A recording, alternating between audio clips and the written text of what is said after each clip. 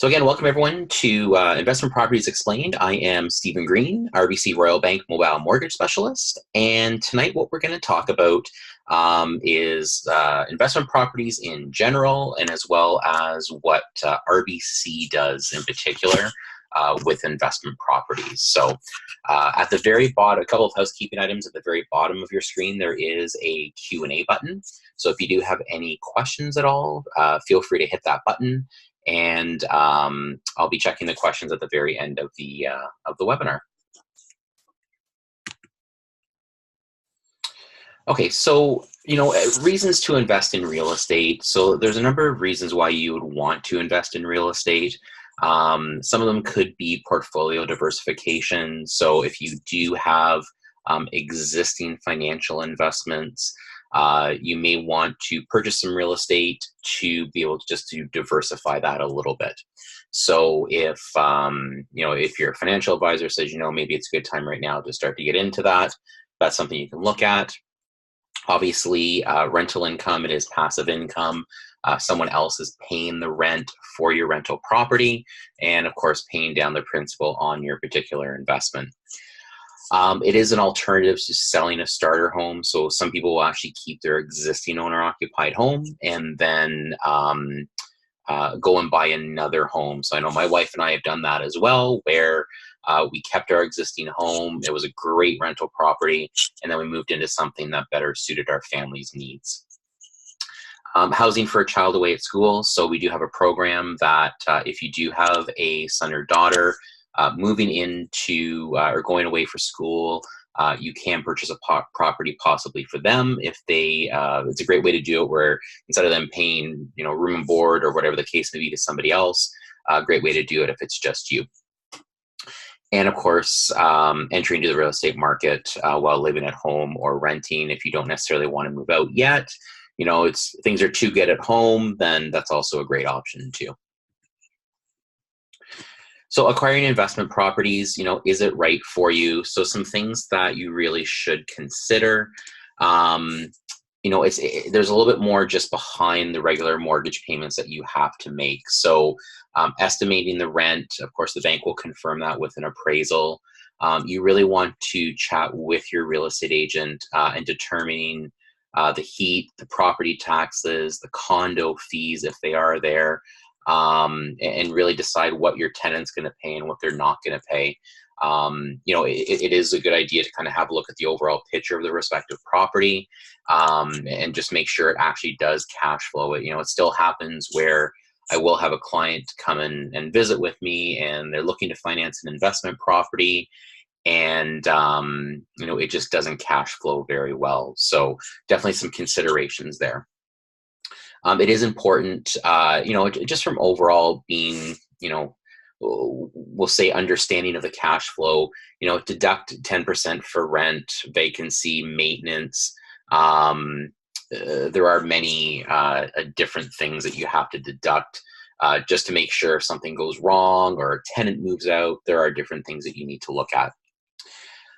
From a qualification standpoint, so we do have some minimum criteria that we look at. Okay, so we do want to have you with good credit history. Okay, so if you have multiple late payments or items in collections, that would be a reason that the bank would not lend to you for an investment property, or in general for that matter. But we definitely look for an acceptable credit history.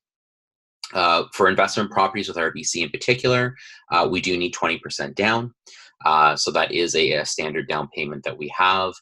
If you are looking at an owner-occupied home, a multi-residential, for example, we can go less than 20% down. And then that's a great way to do it as well.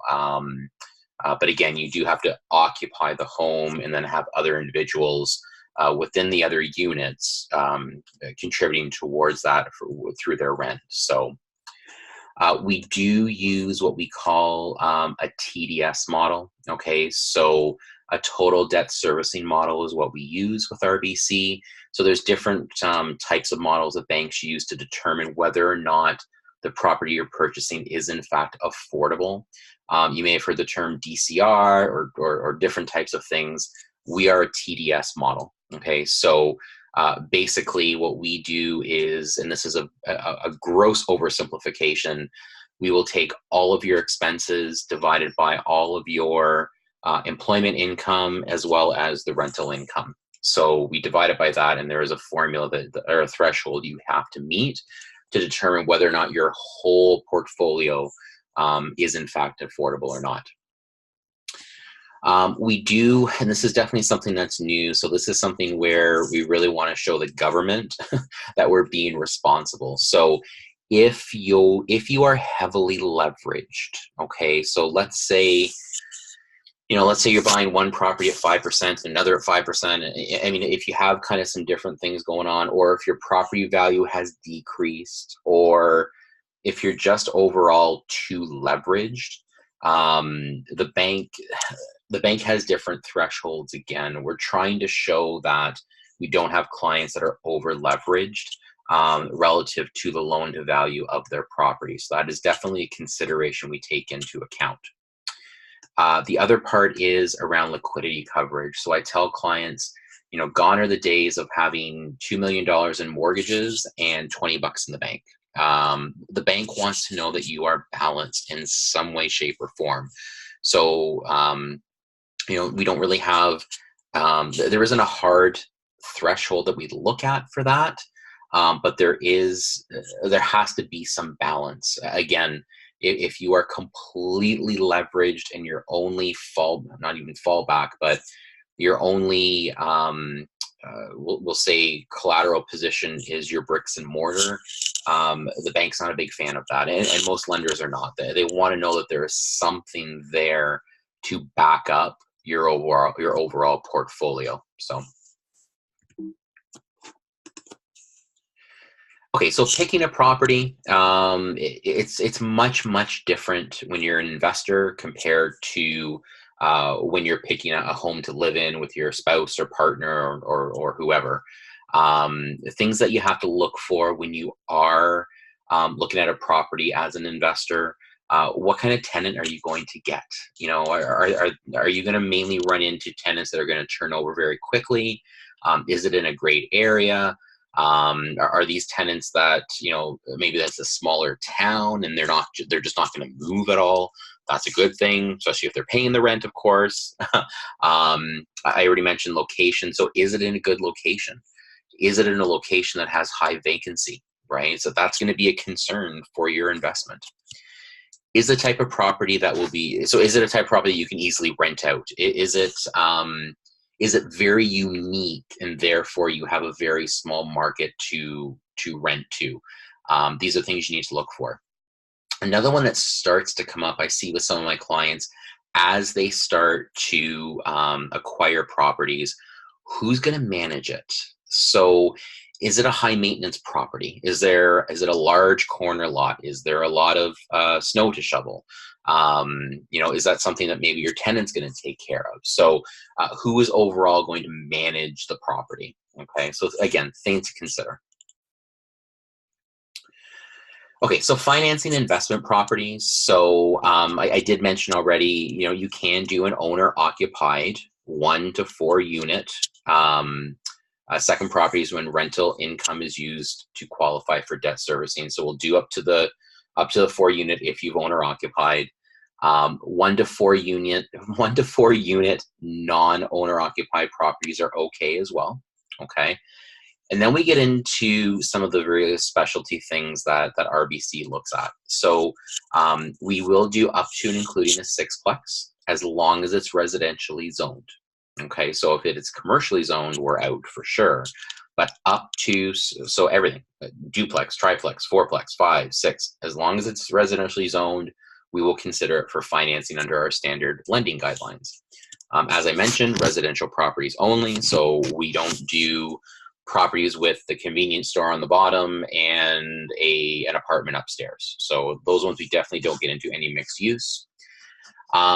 Student rentals that are not purpose-built. So let me explain a little bit on how we do these properties. So if you're from Kitchener-Waterloo as an example, up in Waterloo, we have some of these properties where there's an addition, an extra couple of bedrooms.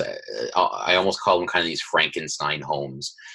We're not into financing those. However, if you have a single family home, a duplex, a triplex, a fourplex for that matter, and they happen to house student tenants, then yes, we will consider it for financing.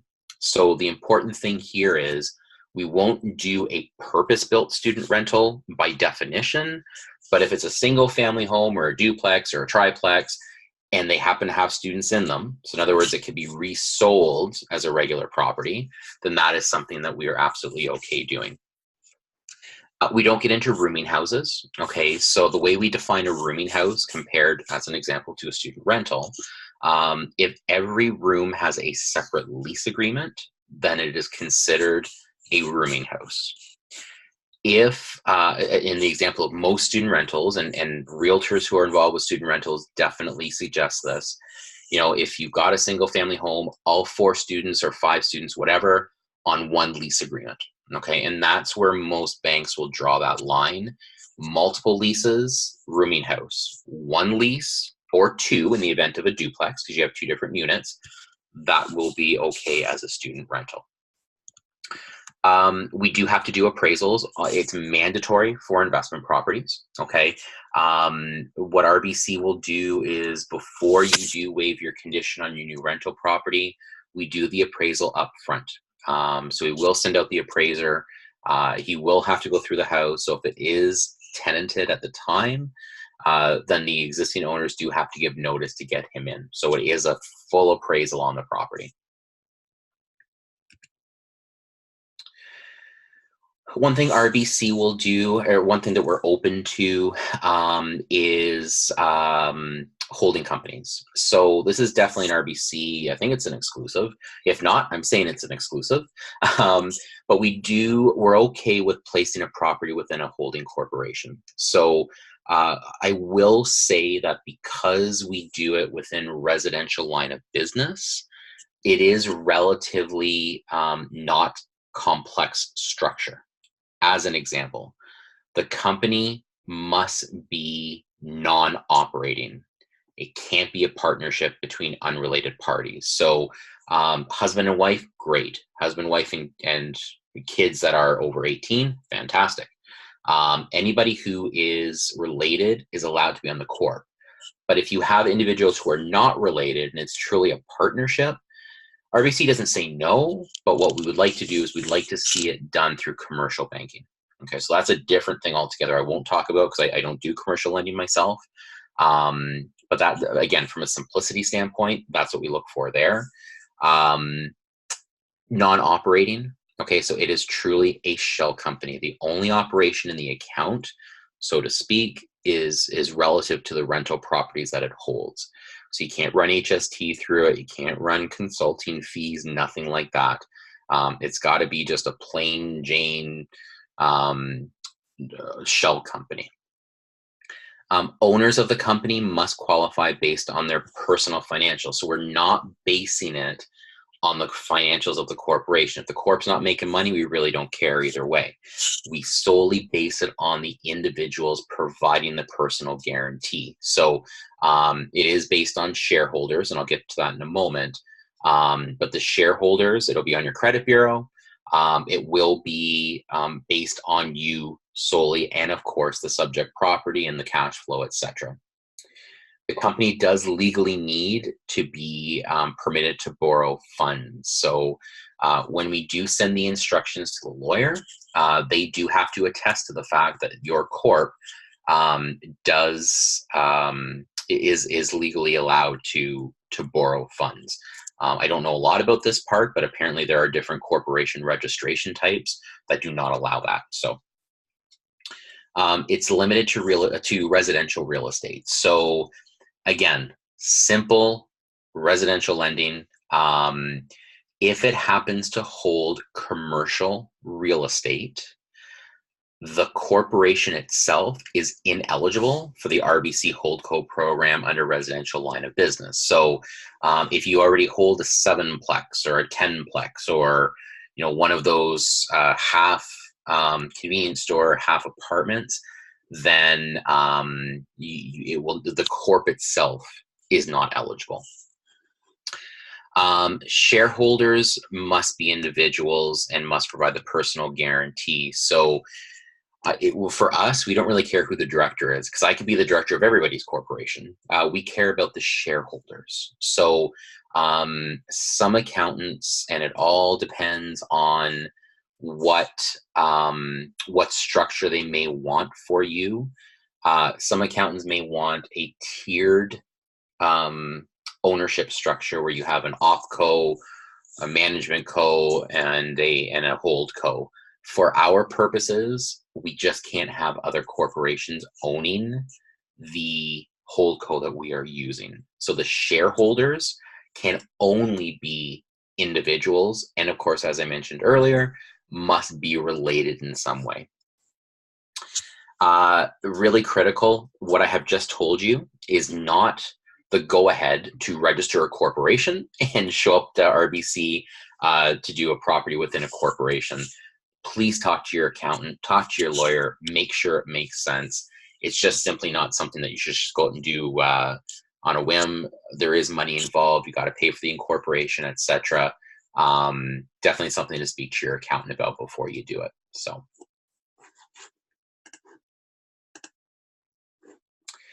Okay, so some common questions that we do get. So these are things that we just run into all the time. So appraisals, we get a lot of questions around how do they get how do they come up with the value? Why is it low? Why is it high? We get all sorts of questions. Long story short, just to keep in mind, or to set some context, I think is what I should say, the appraisers have to follow the prescribed terms. Okay, so RBC sets out guidelines in which they are allowed to use and not use. So with appraisals, the important thing to know is they are comparing to comparable sold properties, not listed, but sold properties. The comps, what I find from my experience with comps, everyone seems to have a different opinion of what comps should be used. And I think the appraisers have to use the comps that are prescribed by the bank. And yes, in times where we have to appeal a value, yes, sometimes there are different comps to be used, but they're not different enough to warrant the change. Okay, so what I tell people about appraisals is, unless there's something grossly negligent on an appraisal, usually the appraiser's not that far off. So, and let's not kid ourselves, appraisers can look at things differently. There's, like anything else in life, they can look at things differently. But for the most part, they're usually pretty accurate. Now, with appraisal numbers, one thing that's very, very important, whether it's an investment property or owner occupied, always keep this in mind. The bank will only mortgage to either the appraised value or the purchase price, whichever is less.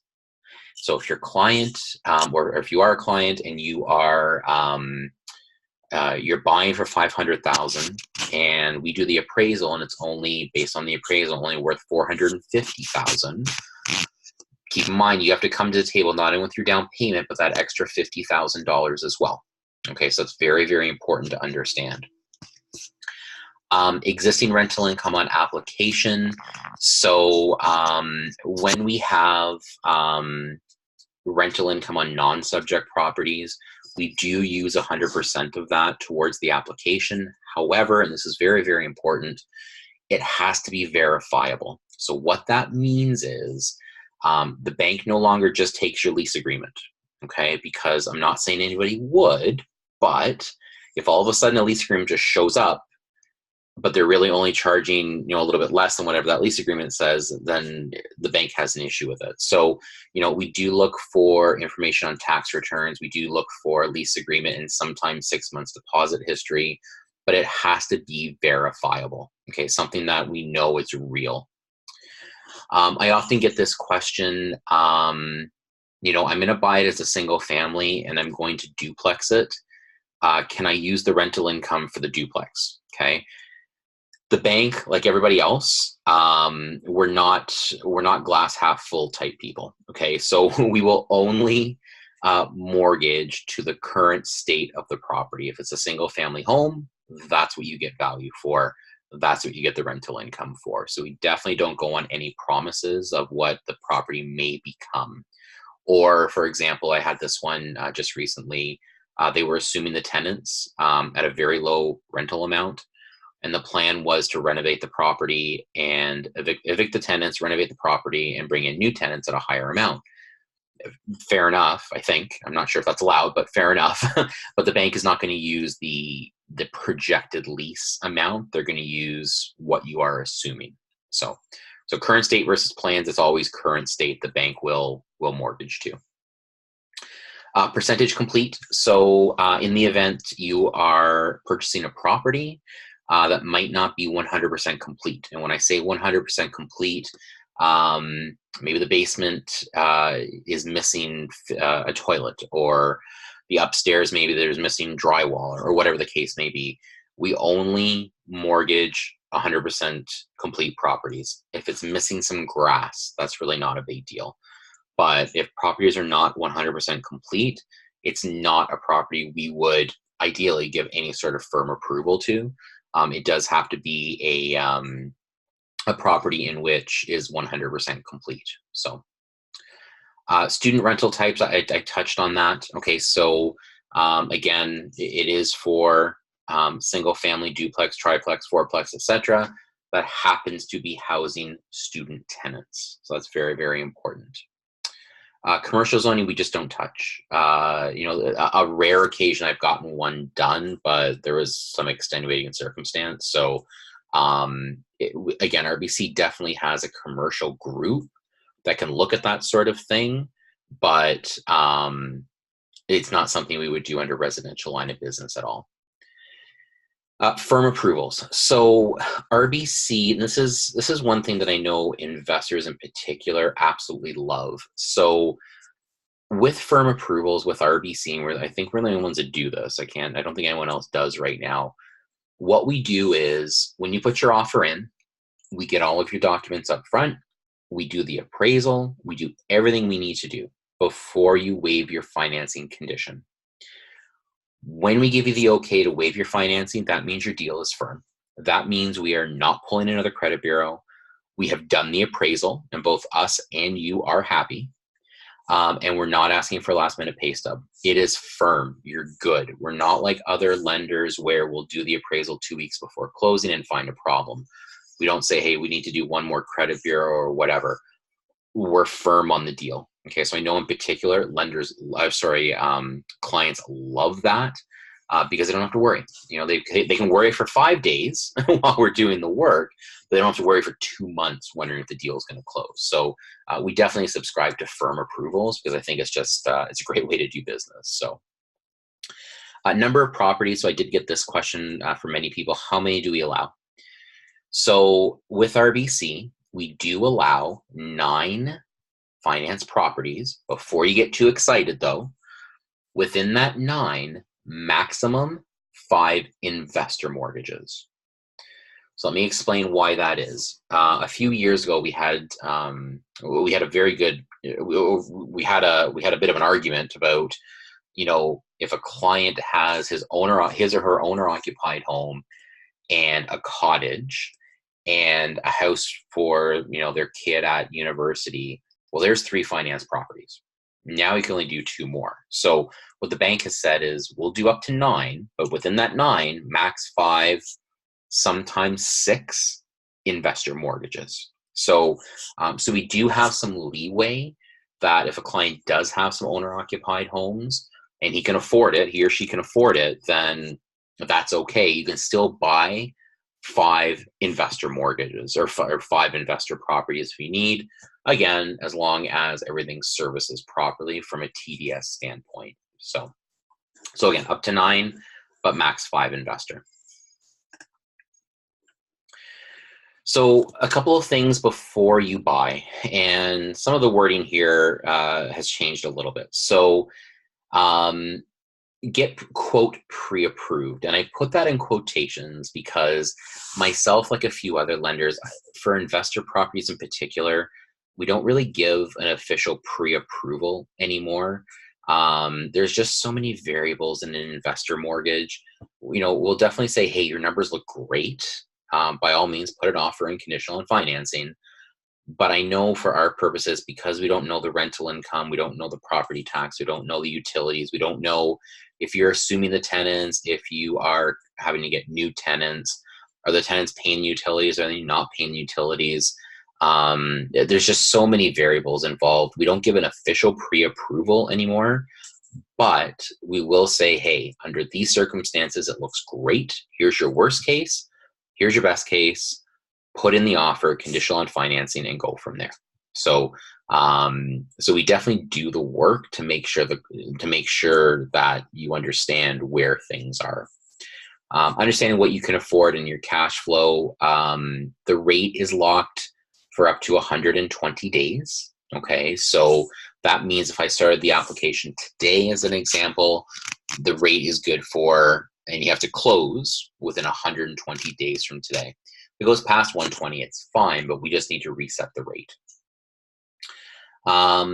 Review your financial plan. Make sure that this makes sense for you. I think sometimes people get into this and they realize it's a lot of work and they don't want to do it anymore. And it is something you have to have the appetite for, but make sure it's all part and parcel of your overall financial plan.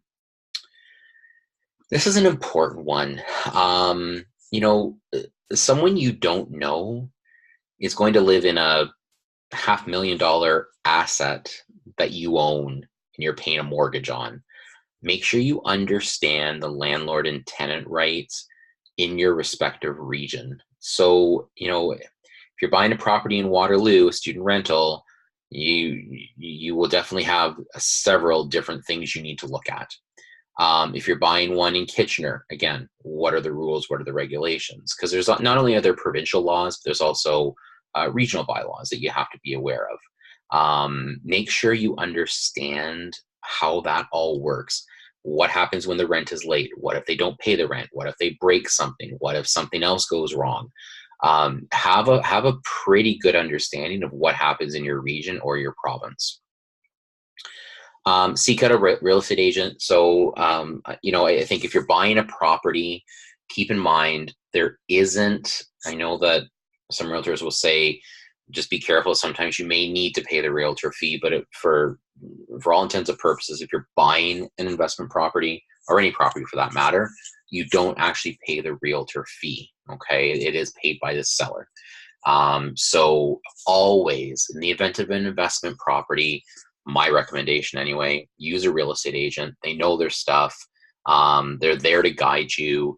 They will go through the cash flow analysis with you. They'll talk about the area. All the things that we talk about you should be doing before you buy, they are just an incredible part of that process. So, work with a realtor. It's definitely the way to do it. So, and if you need to know a good realtor, let me know. I know quite a few of good ones. So, get a home inspection. I know the market's kind of crazy right now, but get a home inspection. It's important that you do get one. Again, I know the market's kind of going 3 different directions right now, and everything's firm, but not in all markets. Know what you're buying, understand what you're buying, etc. So.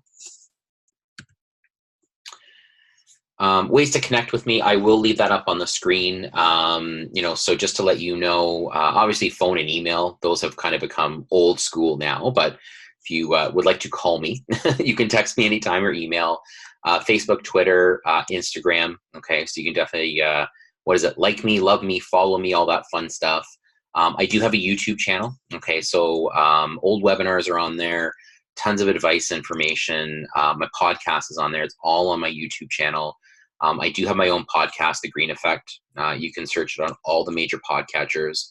And of course, again, another old school way, my website. I have one. So definitely a place to look for things. So So what I'm going to do right now, I'm just going to pop onto the Q&A. I did have some questions come in, and some came in beforehand, and then some came in during the webinar. So, so the first question is, bear with me, was around the down payment. So how do you get the down payment? So there's a few different ways that you can get your down payment ready for the purchase of a rental property. Okay. Of importance, it cannot be borrowed from an unrelated or a related party from that matter. Okay, so unlike when you buy your first home, as an example, you can borrow your down payment from mom, dad, grandpa, grandma, brother, sister, whatever. For an investment property, you can't. It has to be your own funds, or it has to come from one of your own credit facilities.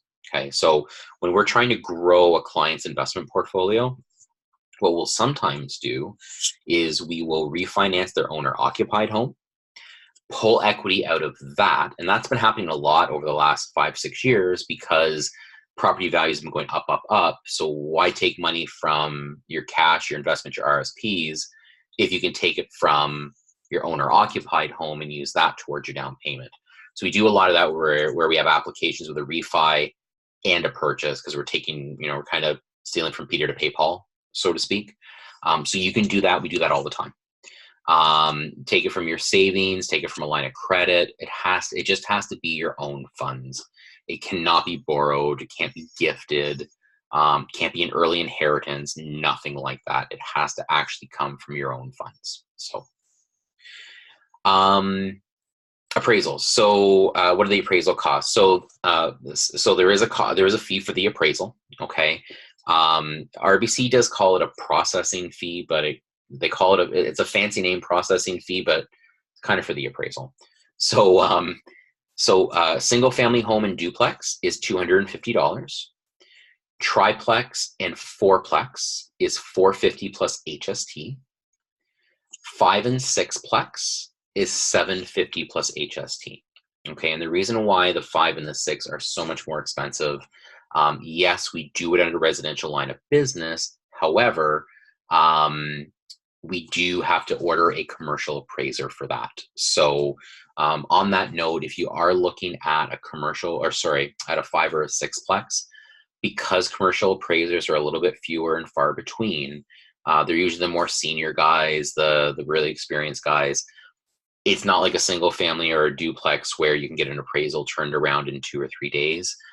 Definitely put in up to 10 business days on financing, because it could take almost a week just to get a commercial appraiser assigned for a property. So, and especially when the market is busy, that's even worse because just everybody's busy. So, so $250 for a single and a duplex, $450 plus HST on the triplex, fourplex, and then $750 plus HST on a 5 and a 6. So, great question.